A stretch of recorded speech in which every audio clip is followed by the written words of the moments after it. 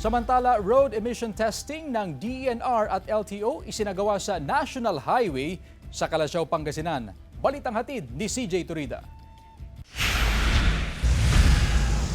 Nagsanib puwersa ang mga kawani ng DENR, LTO at LGU sa isinagawang roadside emission testing sa mga sasakyan na dumaan sa National Highway na bahagi ng Barangay Nalsian, Calasiao, Pangasinan. Pinapara ang iba't ibang uri ng sasakyan upang masuri ang ibinubugang usok ng kanilang tambutso. Random checking po ng mga motorized vehicles. I-check po natin ang kanilang mga emission output. Iba ang linya ng degasolinang sasakyan. Iba rin sa mga sasakyan na gumagamit ng krudo. Gamit ang Automotive Emission Analyzer, malalaman kung ang isang sasakyan ay nagbubuga ng higit pa sa normal na dami ng carbon monoxide. Bukod sa emission test, isinabay na rin ng LTO ang pag-check sa iba't ibang dokumento ng mga sasakyan tulad ng OR, CR at lisensya ng mga driver. Sinasabay na rin po namin yung mga Republica 4136 natin, sir.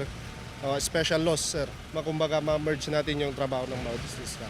Yung tiningnan sa'yo? Yung lisensya, tapos ORCR. Kompleto naman.